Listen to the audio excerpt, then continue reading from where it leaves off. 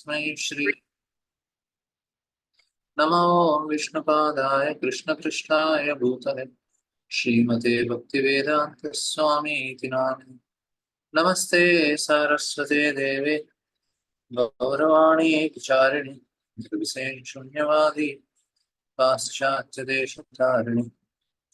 जय श्री कृष्ण चैतन्य प्रभु नित्यानंद श्री अद्वैत गदाधर श्रीवासदि गौरभक्तवृंद। हरे कृष्णा कृष्ण कृष्ण हरे हरे हरे राम राम राम हरे हरे।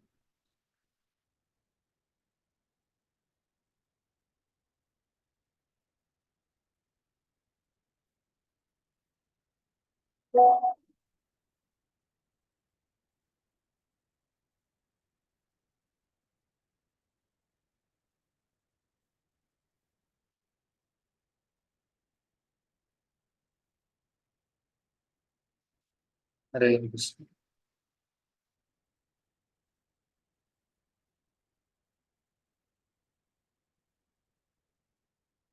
तो कल हम लोग चर्चा कर रहे थे कि मेरा ममता माता जी का प्रश्न था कि मन बुद्ध और आत्मा और इंद्रियां, इन तीनों के बीच में उनको अंतर जानने का प्रयास कर रहे थे। तो मैं तो सोचा आपको एक बार बताने का प्रयास करूंगा। तो मैं इंग्लिश में लिखूंगा लेकिन आप हिंदी में समझ जाइए। मैं हिंदी में लिख सकता हूँ लेकिन इसमें ना मैं पहली बार लिख रहा हूँ तो इसलिए थोड़ा आपको एडजस्ट करना पड़ेगा।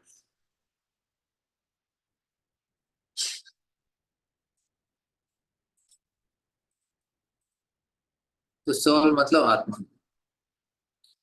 तो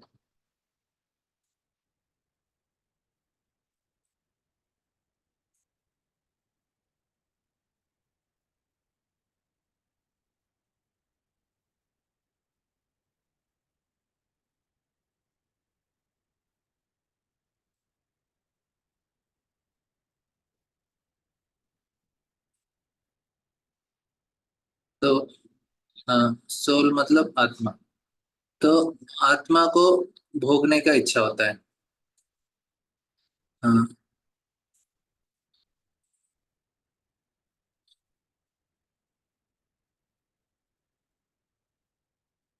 आप सबको आवाज आ रही है ना? ओके प्रभु जी वस्तु। ओके। हाँ महाराज। ठीक है। तो इधर आत्मा है। तो आत्मा क्या करता है? इच्छा करता है। इच्छा को डिजायर बोलते हैं।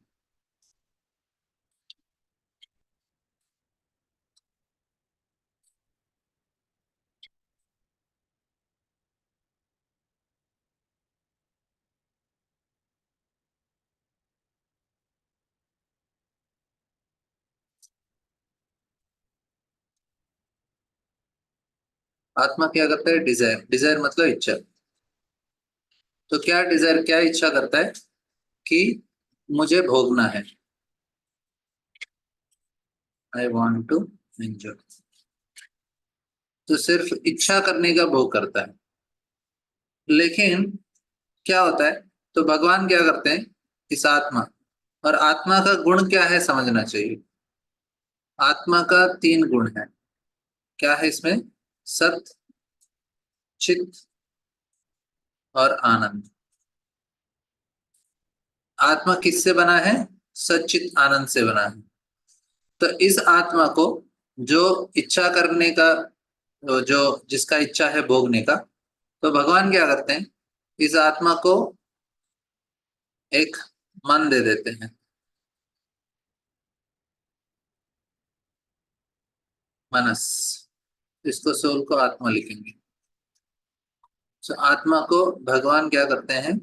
एक मनस देते हैं। तो इस मनस को आप समझ सकते हैं इसमें। तो मनस, इसको चित्त भी बोल सकते हैं। चित्त है। तो चित्त में मनस रहता है, बुद्धि रहता है और अहंकार भी रहता है।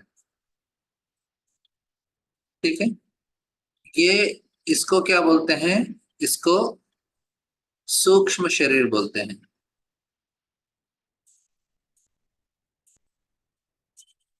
समझ रहे हैं आप? तो आत्मा को, जो आत्मा भोगना चाहता है, तो उसके लिए पहला भगवान क्या देते हैं, एक मनस देते हैं, चित्त बुद्धि और अहंकार देते हैं। फिर इसको सूक्ष्म शरीर बोलते हैं, सटल बॉडी।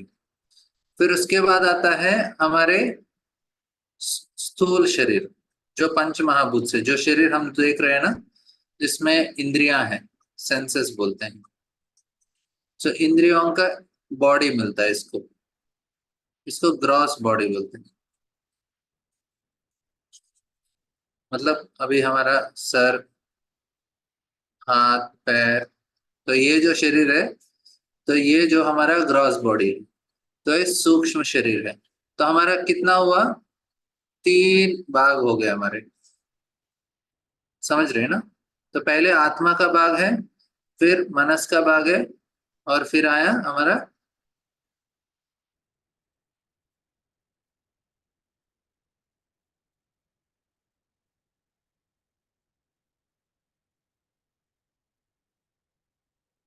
आत्मा का भाग है, फिर मन का भाग है,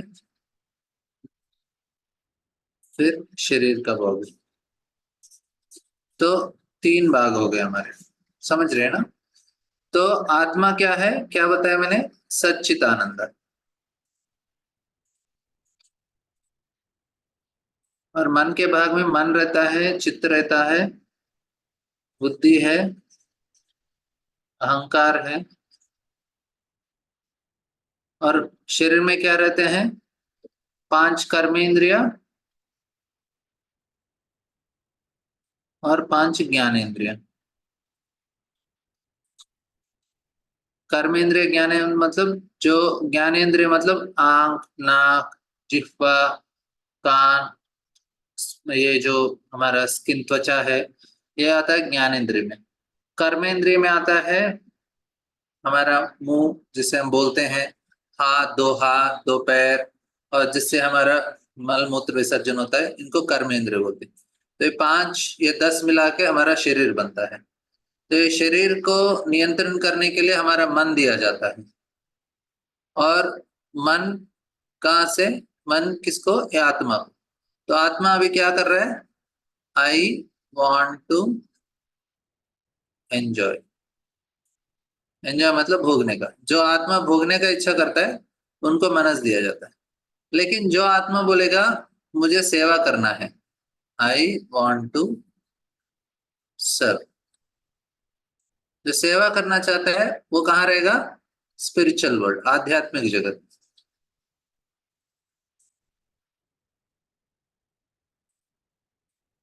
तो आध्यात्मिक जगत चला जाएगा। लेकिन जो आत्मा भोगने का इच्छा करता है, वो मेटीरियल वर्ल्ड, भौतिक जगत। ठीक है, तो आपको ये डिफरेंस समझ में आ गया अभी? किसी को कुछ प्रश्न पूछना है इसके ऊपर?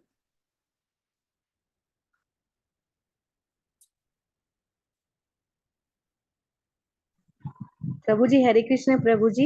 ये जो हाँ, आप बोले आत्मा के तीन गुण कौन से हैं प्रभु जी, एक बार रिपीट कीजिए ना प्लीज। ये सत होता है। सत मतलब, हम अभी मैं जीवित हूं करके मुझे पता है, लेकिन ये टेबल को पता नहीं है। तो शाश्वत रूप में जो रहने का है, वो सत बोलते हैं। और चित मतलब ज्ञान, नॉलेज। सत मतलब एटर्निटी। और आनंद मतलब आनंद में रहने का। तो आनंद प्राप्त करने का प्रयास कर रहे हैं हम सब लोग, आनंदमयोभ्यास। तो हम सारे लोग आनंद के लिए प्रयास कर रहे हैं। हम लोग हर समय जीवित होने का प्रयास करते हैं, कोई मरना नहीं चाहता, क्योंकि हम लोग सत्य है, शाश्वत रूप से हम रहते हैं, इसलिए मरना नहीं चाहते। और चित मतलब जिसमें हम ज्ञान प्राप्त करते हैं, फिर आनंद। तो आत्मा का ये तीन गुण आत्मा के हैं, सत, चित और आनंद। ठीक है। जो मनस से क्या होता है, मनस में हमारे इच्छाएं रहते हैं, डिजायर बोलते हैं।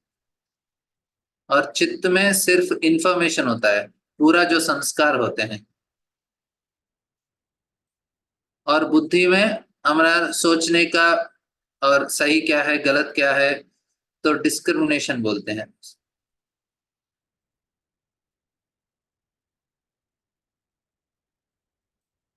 मतलब सही क्या है गलत क्या है, लोग बोलते हैं आपका बुद्धि क्यों भ्रष्ट हो गया, मतलब बुद्धि क्या है उसको सोचने का थोड़ा सोच सकता है। और अहंकार क्या है, अहंकार में हम लोग अपने आप को एक किसी चीज के साथ अनुभव करते हैं, मैं और मेरा, इसको आई एंड माइन, मैं और मेरा, ये अहंकार से आता है। तो ये सारा ऑफकोर्स ये हमारे संस्कारों की वजह से ही हमारा मन बुद्धि और अहंकार उसी रूप से बनता है। ये अभी आपको इतना डिटेल में नहीं बताऊंगा, लेकिन आपको इतना तो समझ में आएगा कि मन चित्त बुद्धि और अहंकार मनस है सभी के अंदर। मुझे अच्छा लगता है, मुझे बुरा लगता है, ये सारा चीज हमारा कहाँ होता है, मन में होता है। और ये सही है गलत है कहाँ सोचते हैं, बुद्धि से सोचते हैं। और मैं ऐसा हूँ, मेरा शरीर है, मेरे घर वाले हैं, मेरे ये है वो है, मैं इतना बुद्धिमान हूँ, मैं इतना सुंदर हूँ, ये कहाँ से आता है सारा चीज, ये अहंकार से आता है। आपको समझ में आया ना तीनों चीज, ठीक है। अहंकार और मन एक ही भाव से होते हैं ना, मतलब मन में ही अहंकार आता है ना प्रभु जी। अहंकार अलग है, मनस अलग है। अहंकार में हम मैं कैसा, मैं बुद्धिमान हूँ, मैं सुंदर हूँ, मैं अच्छा नहीं हूँ, वो ये सारा जो हम अपने आप को, अभी मैं पूछूंगा आप कौन है, तो कौन बताएगा, अहंकार बताता है आप कौन। हम किसके साथ अनुभव करते हैं अपने आप को, वो अहंकार है। लेकिन मनस क्या है, मनस में इच्छाएं रहते हैं, अच्छा लगा बुरा लगा। और मैं पूछूंगा आपको कि अभी ये जो मन के अंदर इच्छाएं अहंकार के ऊपर आधारित होता है। अभी मैं पूछूंगा पाकिस्तान अच्छा है बुरा है, क्योंकि मैं अहंकार के हिसाब से मैं अपने आप को भारतवासी मानता हूँ।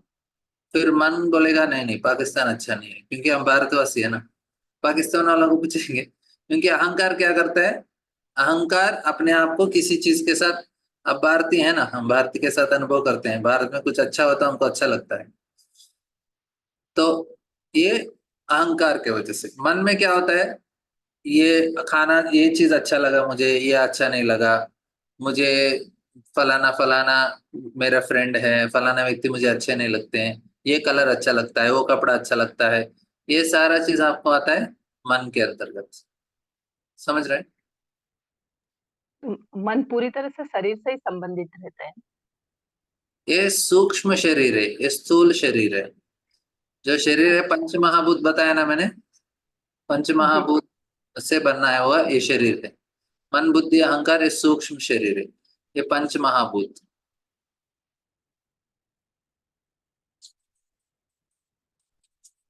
ये पंच महाभूत 5 एलिमेंट्स बोलते हैं, पंच महाभूत से बना है, उसमें 5 कर्मेंद्रिय थे, 5 ज्ञानेंद्रिय थे। ठीक है, सब कुछ क्लियर है सभी को।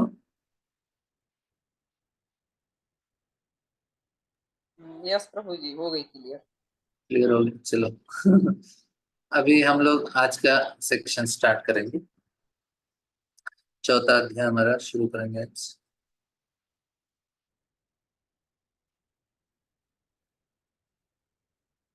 ये चौथा अध्याय बहुत महत्वपूर्ण है। इसमें मैं क्या करता हूँ, आपको 2 महत्वपूर्ण विषय बता देता हूँ चौथा अध्याय का, जिसे हमको याद रखना चाहिए, और ताकि हम लोग पूरा जो अध्याय है वो अच्छे से समझ पाएंगे।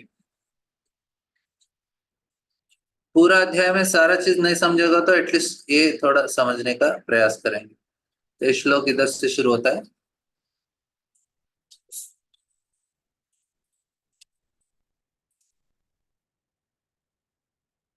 श्री भगवान उवाच इमं विश्वस्य ते योगं प्रोक्तवानः अव्ययं विवस्वान् मनवे प्राह मनुरुक्षा कवे ब्रवीत्। अभी इस अध्याय को हम देखेंगे तो भगवान अर्जुन ने कुछ प्रश्न ही पूछा, भगवान खुद शुरू कर देते हैं अध्याय को।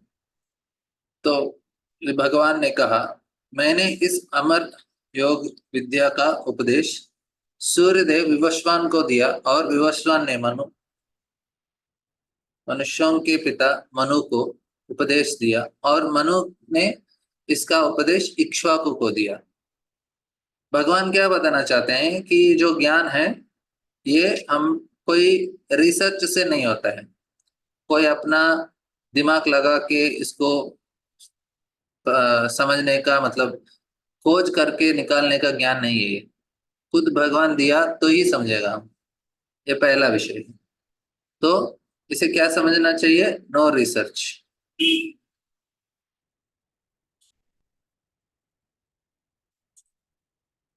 तो इसमें रिसर्च नहीं होता है, इसमें क्या होता है? परंपरा में होता है। ये परंपरा का ज्ञान है। ठीक है, आगे प्रभु जी इच्छा वकु का मतलब? क्या मतलब जी? इच्छा वकु का मतलब? इक्ष्वाकु, ओ इक्ष्वाकु राजा जो भगवान रामचंद्र के जो कुल में वंशज में ये पहले राजा हैं। तो राजा इसलिए भगवान राम को भी बोलते हैं इक्ष्वाकु कुल तिलक कनैना पलुकावे रामचंद्र। भगवान राम को इक्ष्वाकु कुल के तिलक बोलते हैं। ठीक है,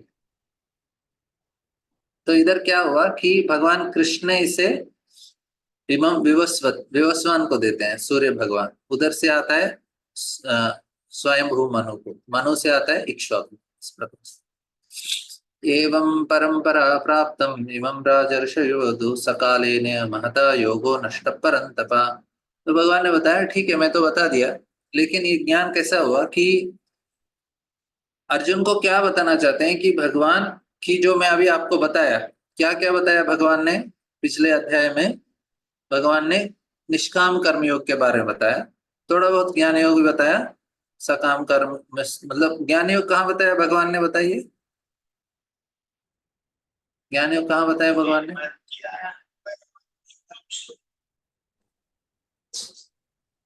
भगवान ने ज्ञान योग कहाँ बताया? बताया कि नहीं? 41 अध्याय। नहीं? अरे कौन सा अध्याय में बताया? बताइए एटलीस्ट। 41 41 में? तीसरा अध्याय में, तीसरा अध्याय ना। के अध्याय में ही श्लोक। श्लोक नहीं पूछ रहा, एटलीस्ट अध्याय तो बताइए। हमारे पास 3 ही अध्याय, 1 2 3। तीसरा अध्याय, तीसरा में। ज्ञान योग कौन सा श्लोक में बताया? ज्ञान योग 7वां श्लोक। 7वां श्लोक क्या है?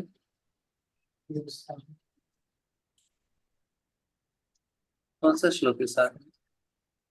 इसमें ये बताया है कि निष्काम कर्म करो, धीरे धीरे इच्छाओं को कंट्रोल करो, तब इंद्रियों को कंट्रोल कर सकते हैं, इच्छा समाप्त हो जाएगी। फिर लेकिन वो ज्ञान योग नहीं ना, वो तो कर्म योग ही बता रहे हैं उसमें। मैं पूछा हूँ ज्ञान योग कहाँ बताया? ज्ञान में बोला कि भगवान ने मैं शरीर नहीं हूँ आत्मा हूँ। हाँ, शरीर नहीं आत्मा हो, कहाँ बताया उन्होंने? दूसरे अध्याय में बताया था। दूसरे अध्याय में बना। तो ज्ञान योग मतलब शरीर नहीं आत्मा जो ज्ञान है वो कौन सा ज्ञान है? वो ज्ञान योग है। काम करो बोला तो कर्म योग होता है। सांख्य, हाँ हाँ, या सांख्य योग मतलब काम करो बोले तो कर्म योग है। मतलब लेकिन आप आत्मा के बारे में जानकारी प्राप्त कर रहे हो तो वो क्या हो गया? ज्ञान योग हो गया। समझ रहे हैं आपको अंतर? तो भगवान ने इधर कर्म योग भी बताया और ज्ञान योग।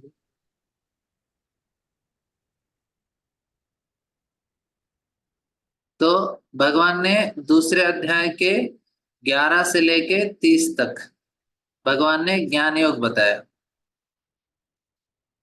और उसके बाद भगवान ने 2.47 में और 2. यज्ञार्था कर्मणो अन्यत्र, कौन सा श्लोक है? 2.9 में और 2.30 में, ये 3 श्लोकों में इसमें कैसे इसमें कौन सा ये श्लोक कौन सा है? 2.47 कर्मण्येवाधिकारस्ते मां फलेषु कदाचन, आप कर्म करो फल मुझे अर्पण करो। और 2.9 में यज्ञ के बारे में बताया, यज्ञार्था कर्मणो अन्यत्र लोकोयम, आप काम यज्ञ के रूप में करो। और 2.30 हमने कल चर्चा किया, मई सर्वाणि कर्माणि, जो भी काम कर रहे हो फल मुझे दे दो, और सन्न्यास आध्यात्म चेतसा। आपको याद है ये तीनों श्लोक? अभी ये तीनों श्लोक किसके बारे में बताते हैं? कर्म योग के बारे में। ठीक है।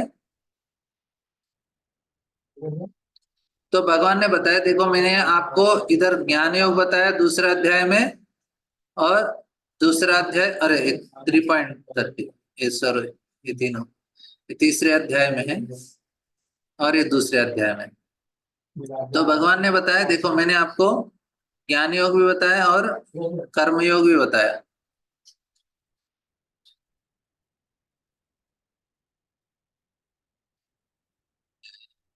थ्री 3.9 में और 3.30 में। तो कर्मयोग इन तीनों में, ऑफकोर्स पूरा अध्याय कर्मयोग का है, लेकिन कर्मयोग का निर्वचन इन तीनों में दिया, और ज्ञान योग का 11 to 30 में दिया। अभी भगवान बोल रहे हैं ये मैंने ऑलरेडी पहले भी दे चुका हूं और परंपरा में आया है, एवं परंपरा प्राप्त राज सकाल ये नियम आता। लेकिन क्या होता है कि काल के प्रभाव से ये योग का जो ज्ञान है, कौन कौन सा योग, कर्मयोग और ज्ञान योग, दोनों नष्ट हो जाते हैं। नष्ट परंतप, अर्जुन, ये परंतप अर्जुन को सूचित करता है। तो बोल रहे ये तो नष्ट हो जाएगा, तो इसलिए मुझे क्या करना पड़ता है, फिर से बताना पड़ता है।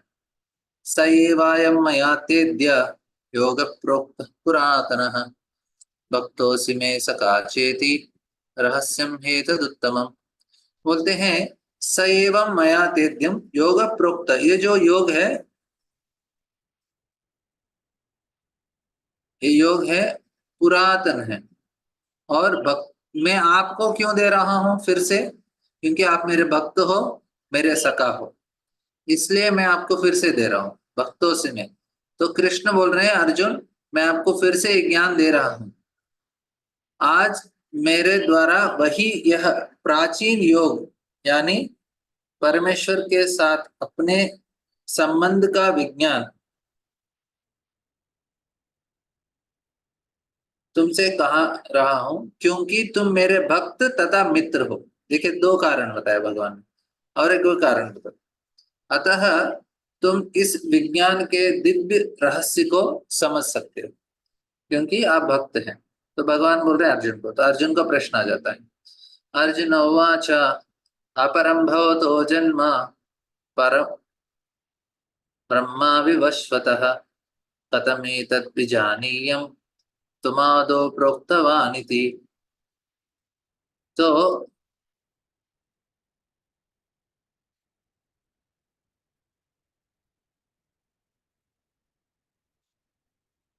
परम जन्म इधर आया, लेकिन इस श्लोक में नहीं आया था। अपरे भवतो जन्म परम जन्म, ये शब्द ना इधर मिस हो गया, आपका बुक में रहेगा इधर। तो अपरम भवतो जन्म, तो अर्जुन बोल रहे हैं अरे कृष्ण आप तो मेरे साथ पैदा हुए हो, आप बोल रहे हो आपने ये तो विवस्वान को दिया, वो तो इतने करोड़ों साल पुराने हैं, आपने उनको कैसे दे दिया? हम तो साथ में जन्मे, अर्जुन और कृष्ण ऑलमोस्ट सेम टाइम, एक ही साल में उनका जन्म होता है, तो बहुत क्लोज फ्रेंड्स भी रहते हैं। तो उसके समाधान में कृष्ण बोलते हैं श्री भगवान उवाच बहूनि मे वितीतानि जन्मानि तव च अर्जुन तान् अहम वेद सर्वाणि न त्वं वेत्तः परन्तप। भगवान बोल रहे हैं देखो अर्जुन, ऐसा बहूनि में वितीतानि, मैं और आप साथ में जन्म हुए हैं बहुत बार, एक बार नहीं। बहूनि में व्यतीतानि जन्मानि तव त्वान् अहम वेद सर्वाणि न त्वं वेत्तः परन्तप। लेकिन मुझे याद है, लेकिन आपको याद नहीं है। क्यों याद नहीं अर्जुन को और भगवान को, कृष्ण को याद क्यों है? क्योंकि अर्जुन का शरीर बदल जाता है। देखिए हमारा पिछला जन्म हमको याद नहीं है, क्यों याद नहीं है? क्योंकि हमारा शरीर बदल गया। ऐसे ही इस जन्म में भी हमारा ना बहुत सारे चीज हम भूल गए हैं। क्यों? क्योंकि हमारा शरीर बदलता रहता है। मेरा बचपन में जब था उस समय मेरा शरीर अलग था, मैं जब स्कूल जा रहा था अलग शरीर था, कॉलेज का समय अलग था, नौकरी के टाइम पे अलग था, आश्रम में अलग, अभी अलग है। तो शरीर बदल रहा है तो क्या होता है, उसका जो हमारा जो मेमोरी है, याददाश्त है, वो भूल जाते हैं। और ये जन्म का ही इतना याद नहीं रहता, तो पिछले जन्म का क्या याद रहेगा हमको? समय तो पूरा भूल गए हैं। ऐसे इतने सारे जन्म हैं, लेकिन भगवान का क्या है कि उनका शरीर नहीं बदलता है, हर समय वही है। 10 साल पहले भी वही थे, 10 करोड़ साल पहले भी वही था, शरीर नहीं बदला, तो इसलिए उनको सारा चीज याद रहता है। हमारा ना शरीर बदल रहा है इसलिए हमको याद नहीं रहता, हम भूल जाते रहते हैं, और हर समय बदलता रहता है। मतलब अभी जो हमारा शरीर के अंदर जो अलग अलग सेल्स है, कण, वो मर रहे हैं और नया आ रहा है। ऐसा बताते हैं कि 12 साल के अंदर सारे के सारे नए हो जाते हैं। अभी मैं जो शरीर हूँ 12 साल के बाद, अभी जो शरीर में जो जो मॉलिक्यूल जो कण है वो सारे के सारे बदल जाते हैं, तो मैं अलग ही शरीर बन जाऊंगा। शेप वही रहेगा लेकिन बदल गया सारा चीज। तो लेकिन कृष्ण का ऐसा नहीं है, वो भौतिक शरीर नहीं है, वो सच्चिदानंद है। अभी भगवान क्या करते हैं, अपने बारे में बताते हैं थोड़ा इस अध्याय में। हालांकि इसमें भगवान ने अपने बारे में ज्यादा नहीं बताया, दूसरे अध्याय में अपने बारे में नहीं बताया, तीसरे अध्याय में भी नहीं, और 5-6 भी नहीं बताते हैं, लेकिन चौथे अध्याय के 3 श्लोक में अपने बारे में बताते हैं। उनके 2 चीज है इधर, एक होता है आत्मज्ञान और दूसरा होता है परमात्मा ज्ञान।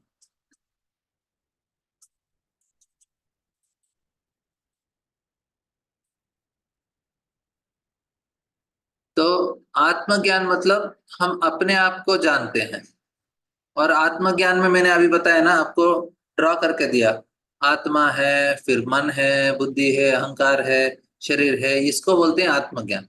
लेकिन परमात्मा ज्ञान क्या होता है, ये कृष्ण के बारे में।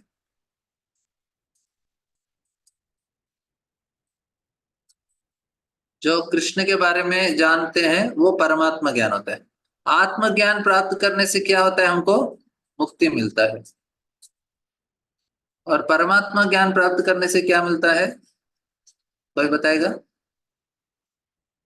क्या मिलेगा? भक्ति मिलेगी। भक्ति मिलेगी। हाँ, आत्मज्ञान से मुक्ति प्राप्त होता है, लेकिन कृष्ण के बारे में जानने से क्या होगा, भक्ति मिलता है। भगवान के प्रति प्रेम उत्पन्न होता है। हाँ वही वही। तो इधर इसलिए पहला जो 6 अध्याय है उनको कर्मयोग का अध्याय बताते हैं, क्योंकि भगवान ने अपने बारे में ज्यादा बताया नहीं। लेकिन इसलिए हमारा 1 से लेके 6 तक, इसमें ना 1 से 5 कर्मयोग, और 6वां अध्याय ध्यान योग,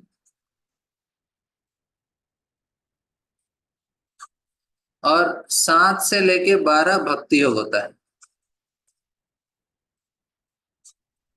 और 13 से लेके 18 तक फिर ज्ञान योग।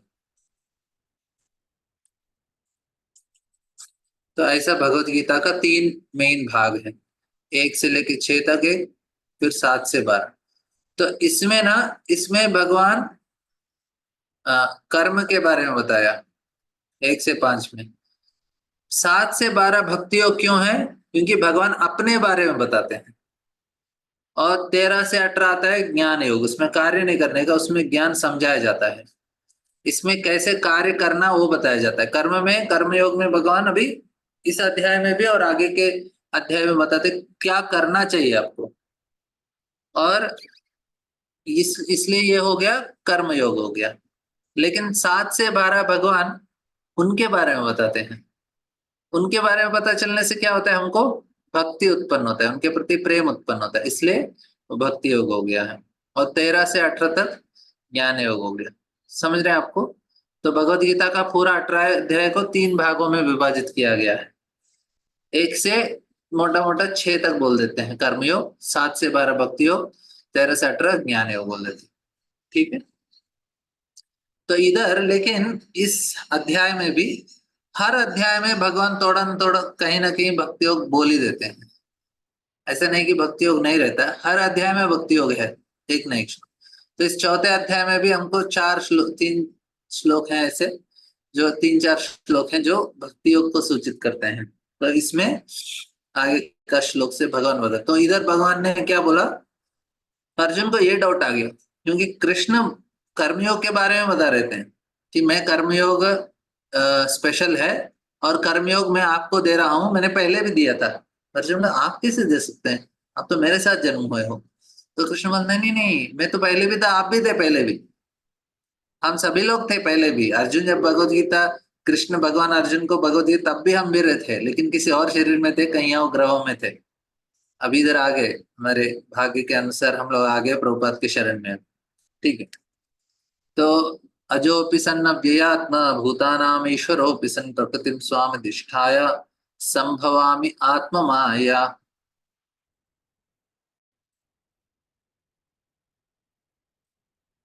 तो भगवान बोलते हैं यद्यपि मैं अजन्म तथा अविनाशी हूं और यद्यपि मैं समस्त जीवों का स्वामी हूं, तो भी प्रत्येक युग में मैं अपने आदि दिव्य रूप में प्रकट होता हूं।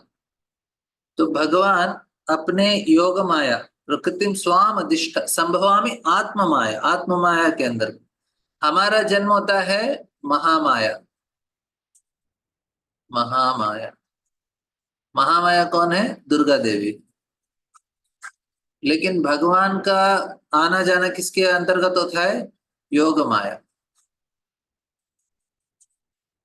समझ रहे हैं? तो ये योग माया है। पूर्णमासी, सुभद्रा, राधा रानी, सारे योग। इधर राधा रानी लिख सकते हैं, आपको आसान से समझ। राधा रानी, लक्ष्मी, ये है योग माया। मतलब योग माया भगवान का अंतरंगा शक्ति बोल सकते, लेकिन योग माया एक्चुअली पौर्णमासी है।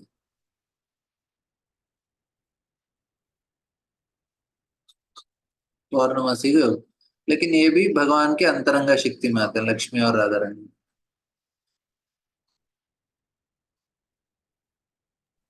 हरे कृष्ण प्रभु जी। हाँ मतलब प्रभु जी पौर्णमासी कौन है प्रभु जी? हर बार इसका डाउट आता है मुझे इनका।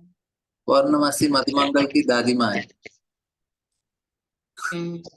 कई स्टोरीज में भी इनका आता है ना, तो मुझे डाउट आता है ये कौन है। देखिए राधा रानी और लक्ष्मी तो थोड़ा बहुत पता है, लेकिन पौर्णमासी ये हाँ वृंदावन। हाँ, वृंदावन में एक एक बूढ़ी स्त्री के रूप में रहती है पौर्णिमासी, एक बूढ़ी औरत है। और लेकिन कृष्ण का सारा लीला वही आयोजित करती है, योग माया। तो भगवान आते हैं, अपना जन्म लेते हैं योग माया के अंतर्गत। और योग माया इस दुनिया में सुभद्रा के रूप में, सुभद्रा भी योग माया है। तो वो आयोजित करते हैं कृष्ण का इधर के लीलाओं। ये सारे कृष्ण की अंतरंगा शक्ति है ना प्रभु जी? हाँ हाँ, अंतरंगा शक्ति। दुर्गा देवी बहिरंगा शक्ति है। तो हम इस दुनिया में आते हैं महामाया के प्रभाव से, दुर्गा देवी हमको नियंत्रित करती है। लेकिन भगवान का जो भक्त है, भगवान का जो लीला है, वो योग माया के अंतर्गत होता है। तो भगवान ने बोला कि मैं संभवामी आत्म माया, मैं आत्म माया के अंतर्गत आता हूँ। आजकल ना, आज पीपीटी हमने थोड़ा एडिट नहीं किया, कल आपको बड़ा फॉन्ट में दिखा देंगे। तो आगे का श्लोक में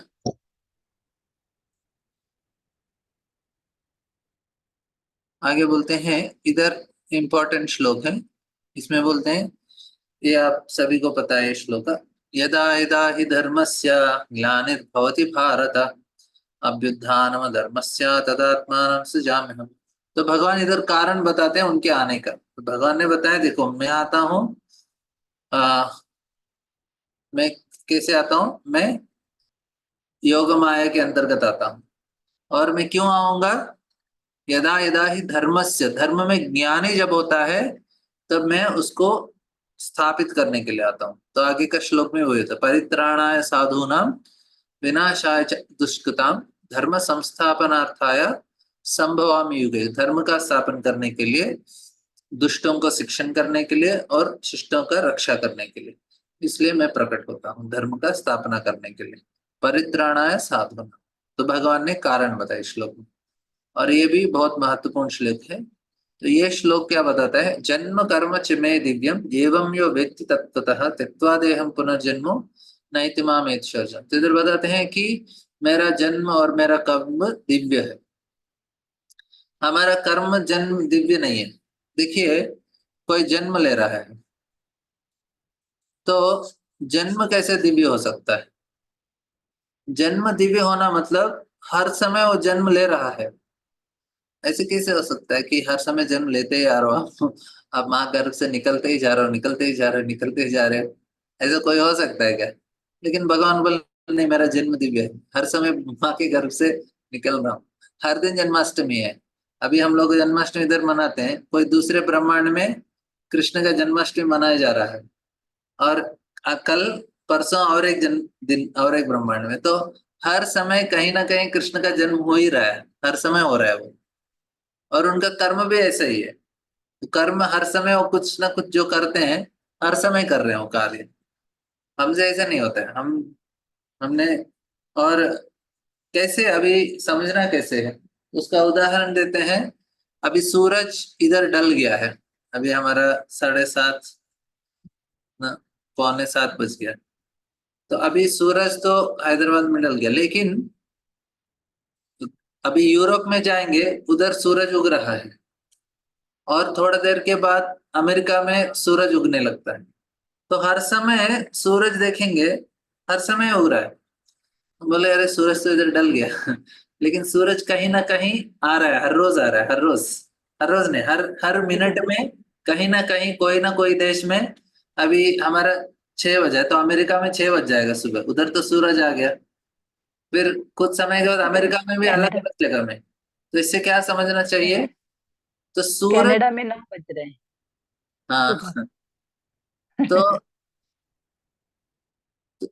तो क्या समझना चाहिए इसके मतलब कि सूरज के दृष्टिकोण से वो कभी उगता नहीं है, सूरज कभी भी वैसा ही रहता है। हमारे दृष्टिकोण से देखेंगे तो सूरज उग रहा है, समझ रहे हैं। लेकिन जो सूर्य लोक में जो है उसको लगता है हर समय मैं हूँ, सूर्यदेव तो कहीं उनको नहीं लग रहा है कि वो। उसी प्रकार हमारे हिसाब से भगवान का जन्म हो रहा है, लेकिन भगवान तो हर समय ऐसे ही है, मतलब उनका जन्म हर समय हो रहा है। वो पूतना का जो वध है हर समय कर रहे हैं। इसी प्रकार वो अलग अलग जो लीला करते हैं, इसलिए भगवान का कर्म दिव्य है, उनका जन्म भी दिव्य है, वे हम समझ नहीं सकते। इसलिए बोल रहे हैं तत्वतः जानना चाहिए।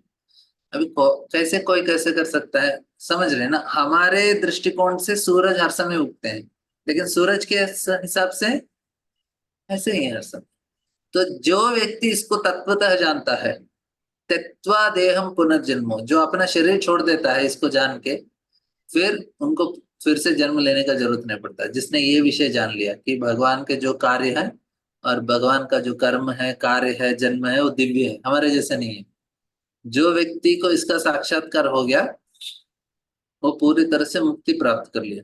त्यक्त्वा देहम पुनर्जन्म नैतिमा मेति शोचन, फिर से नैति, पुनर्जन्म नैति, उनको फिर से जन्म नहीं मिलेगा। कितना अच्छा है, भगवान तो बहुत दयालु है, जस्ट उनके बारे में जानने से ही वो मुक्ति दे देते हैं। लेकिन लोग उतना भी प्रयास नहीं करते। ठीक है, आगे का श्लोक में, इसमें मैं बहुत विस्तार से नहीं जा रहा हूँ, एटलीस्ट आपको समझ रहे हैं। अभी मेन पॉइंट नहीं आया चौथा अध्याय का, मेन तो आएगा आगे जाके। लेकिन भगवान अभी क्या विषय बता रहे हैं, भगवान, हाँ ये इधर तक हो गया हमारा 9 तक, 1 से 9 तक हमारा पहला सेक्शन कंप्लीट। 1 से 9 तक भगवान ने 2 चीज बताई इसमें। पहला चीज है मैं ज्ञान किसको देता हूँ, मतलब ये ज्ञान कैसे आया, परंपरा में आया, ये ज्ञान परंपरा में आया, पहला चीज। एक कौन कौन से श्लोक में बोले भगवान ने, 1 से लेके 1 2 3 4 तक। फिर भगवान ने दूसरा क्या बताया, अपने बारे में बताया, परमात्मा ज्ञान।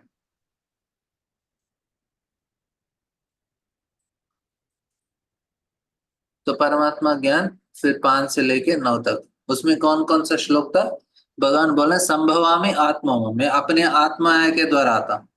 दूसरा क्या बताया भगवान ने, परित्राणाय नहीं, यदा यदा ही धर्मस्य। तीसरा परित्राणाय साधुना विनाशाय। उसके बाद ये वाला श्लोक कौन सा है, जन्म कर्म च मे दिनम। तो ये 4 श्लोक भगवान अपने बारे में बताते हैं। एक्चुअली 4 का श्लोक भी एक तरह से भगवान अपने बारे में, क्योंकि अर्जुन प्रश्न पूछते हैं ना, आपने कैसे बता दिया विवस्वान को, तो भगवान बोलते हैं अरे मैं हर समय था, तुम भी थे। तो एक तरह से वही ज्ञान है, लेकिन ये परंपरा में आया ज्ञान है। हाँ तो ऐसा कर सकते हैं इसको, 3 से 9 और 1 और 2, बस 1 और 2 परंपरा, 3 से 9 परमात्मा। भगवान अपने बारे में बताते हैं, क्योंकि अर्जुन प्रश्न पूछते हैं कृष्ण के बारे में। तो हो गया इधर तक। नेक्स्ट श्लोक से अलग सेक्शन स्टार्ट होगा, दूसरा भाग है इसका। तो अभी तक 2 भाग हो गए। वीतराग भय क्रोध मन्मया मां पाश्रितः बहवो ज्ञान तपसा पूता मद्भावमागता। तो ये बहुत महत्वपूर्ण श्लोक है। ये श्लोक हमारे बहुत सारे चीजों को बदल सकता है जीवन का। तो भगवान बताते हैं वीतराग भय क्रोध। वीत मतलब मुक्ति प्राप्त करना। किन किन से मुक्ति प्राप्त करना? राग भय क्रोध, तीन चीजों से। राग मतलब आसक्ति, भय मतलब भय, क्रोध मतलब तथा क्रोध से। आसक्ति आसक्ति भय तथा क्रोध से मुक्त होकर मुझ में पूर्णता तन्मय होकर और मेरे शरण में आकर बहुत से व्यक्तियों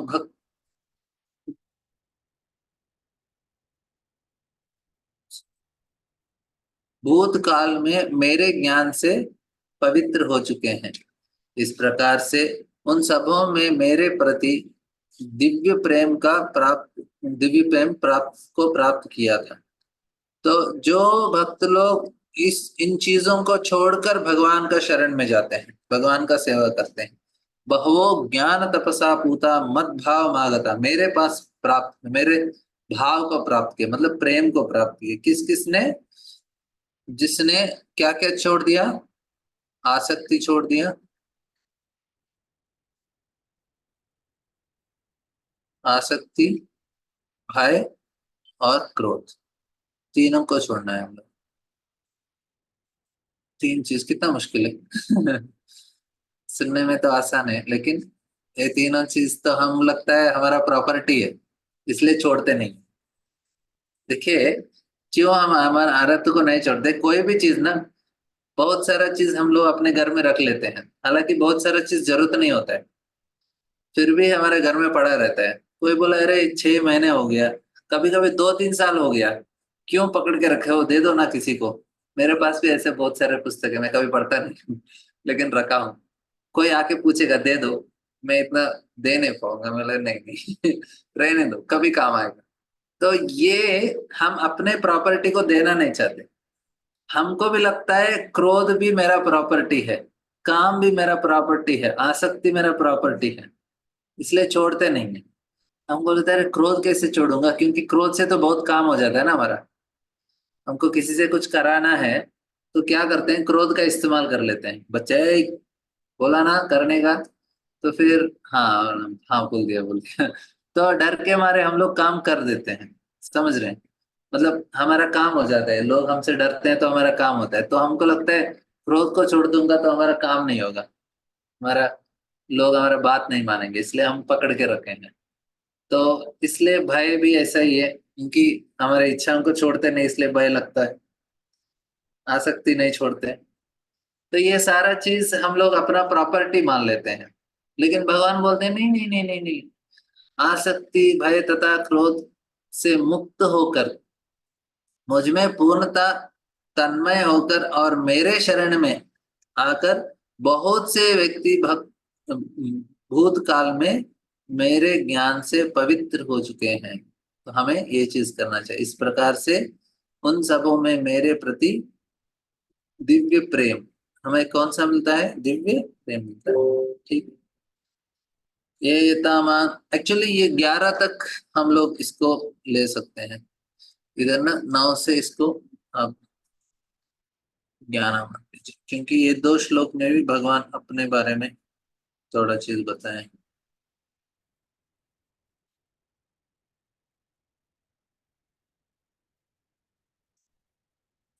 3 से 11, क्योंकि ये वीतराग भय क्रोध में भगवान बोलते हैं भक्ति बन सकते हैं। और ये तामान प्रपद्यन्ते तामस्ततैव भजाम्यहम् मम वर्तमान वर्तन्ते मनुष्या पार्थ सर्वशा। ये भी बहुत महत्वपूर्ण श्लोक है। क्यों? भगवान बता रहे देखो मैं ना कभी किसी के प्रति मैं हर समय निष्पक्षपात रहता हूँ। जो जैसा मेरे पास आता है उसी प्रकार मैं उसका आदान प्रदान करूंगा। भगवान बोले देखो आप बोलेंगे भगवान नहीं है तो आपको भगवान कभी दिखेंगे ही नहीं। आप बोलेंगे भगवान निराकार है तो आपका सारा उसी प्रकार आपको सब कुछ निराकार ही दिखेगा। आपको ऐसे लोग मिलेंगे, ऐसे पुस्तक मिलेंगे, ऐसा संघ मिलेगा जो आपको सिद्ध कर देगा कि भगवान निराकार है।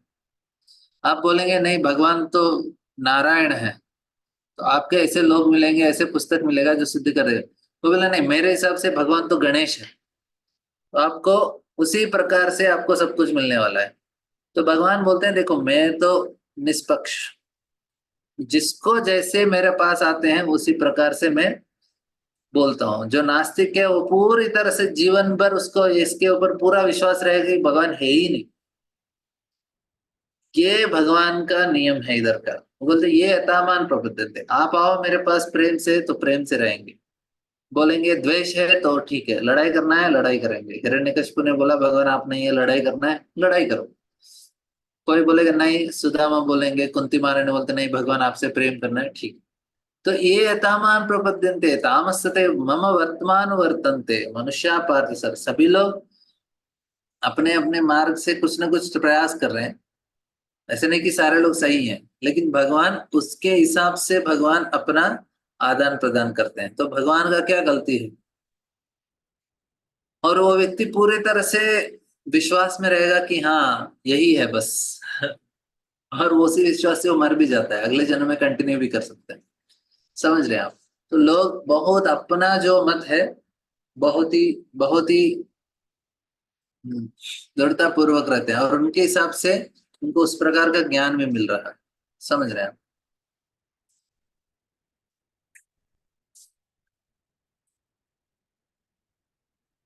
किसी को प्रश्न है अभी तक का इसमें? लोग प्रभु जी ये जो परंपरा का बोल रहे हैं, एक बार रिपीट कीजिए ना प्लीज। परंपरा का 1 से 9 तक कुछ बोल रहे थे, ठीक से नहीं लिख पाई। हाँ, ये 2 श्लोक ही है। आपको 2 श्लोक में भगवान बोलते हैं, पहला और दूसरा श्लोक में ये जो ज्ञान है परंपरा में आता है।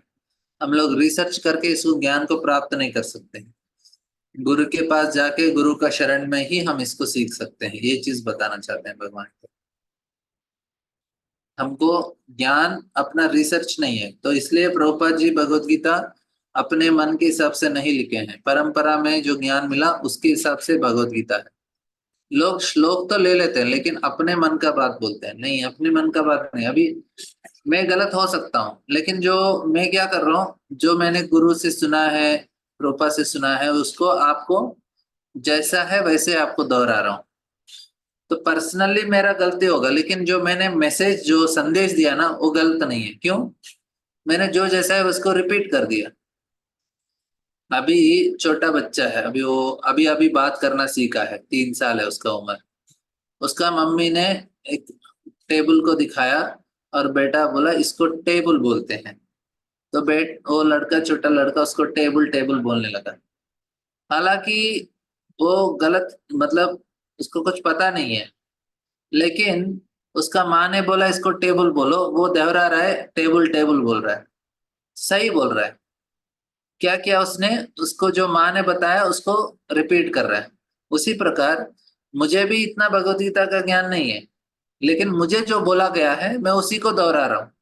मैंने जो सुना आत्मा के बारे में, परमात्मा के बारे में, जो प्रभुपाद जी के तात्पर्यों में एज इट इज मैं उसको दोहरा रहा हूँ। तो मैं एज इट इज रिपीट कर रहा हूँ, तो सही हो गया वो।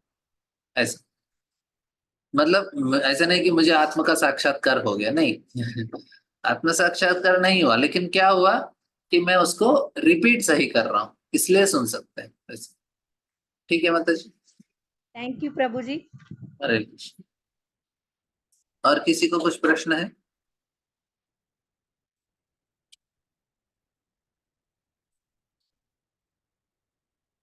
हाँ, आत्मज्ञान मतलब आत्म साक्षात्कार। हाँ दुर्गा माता जी, अनम्यूट करके बात करना पड़ेगा आपको। हरे कृष्णा।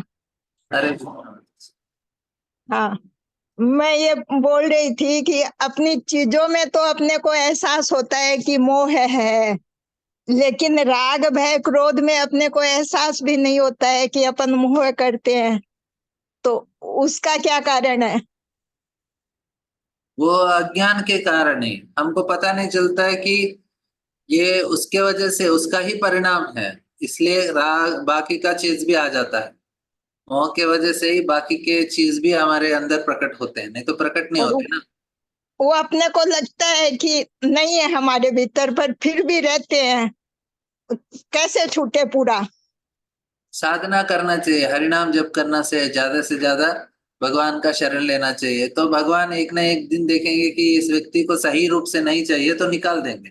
निकालने वाले भगवान है, लेकिन हम पूछना तो चाहिए ना भगवान को, मुझे नहीं चाहिए, मुझे नहीं चाहिए करके हम उनको बहुत ही प्रामाणिकता से सिंसियरली उनसे प्रार्थना करेंगे तो भगवान उसको निकाल देंगे। अपने शक्ति से हम अपने बलबूते पे उससे बाहर नहीं निकल सकते, लेकिन भगवान चाहते हैं तो हम निकल जाएं। इसलिए भगवान बोले मेरे शरण में आ जाओ, मेरा शरण ले लो, मैं आपको सारे पापों से, सारी चीजों से मुक्ति देता हूं। ठीक है, हरे कृष्णा। हरे कृष्ण प्रभु जी। यस प्रीति। हरे कृष्णा प्रभु जी। चौथा अध्याय है, इसमें ज्ञान कर्म संन्यास तीनों के बारे में बताया जाएगा क्या? तो तीनों मिला के है या पूरा उसको एक योग बना रहे हैं? इसका नाम बोले ना, दिव्य ज्ञान को ज्ञान कर्म संन्यास योग।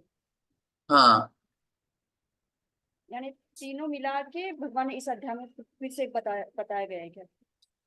क्या करते हैं ना भगवान ज्ञान योग का योग्यता के बारे में और अच्छे से बताते हैं।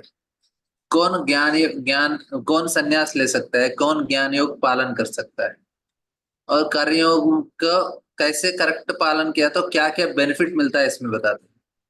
कर्मयोग का बेनिफिट बताते हैं, ज्ञान योग का योग्यता बताते हैं, इसलिए ऐसा अध्याय है इसमें। क्योंकि दोनों कनेक्शन है। देखिए, कर्मयोग जो इन्होंने परफेक्ट किया है तो ज्ञान योग करने के लिए योग्य बन जाते हैं। क्योंकि कर्मयोग से क्या हो गया, आपके सारे कर्म वासना जल गए, तो क्योंकि कर्म वासना निकल गया तो आप ज्ञान योग करने के लिए योग्य बन गए, है ना। हाँ ममता मत। हरे कृष्णा प्रभु जी। प्रभु हाँ, दूसरा श्लोक थोड़ा सा समझा दीजिए। कौन सा वाला मतलब जी? दूसरा 2 वाला है। प्राप्ति में राजवर्षे विदु स काले नेह महता योगो नष्ट परम तप।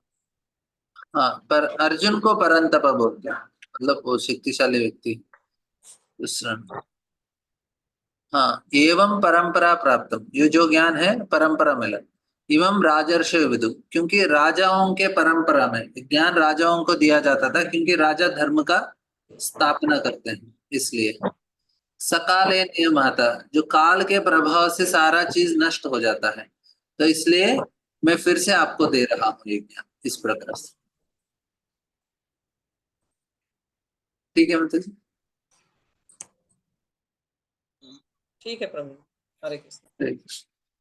और किसी को प्रश्न है? ठीक है, हम लोग कल और परसों छुट्टी है, सोमवार को मिलेंगे। और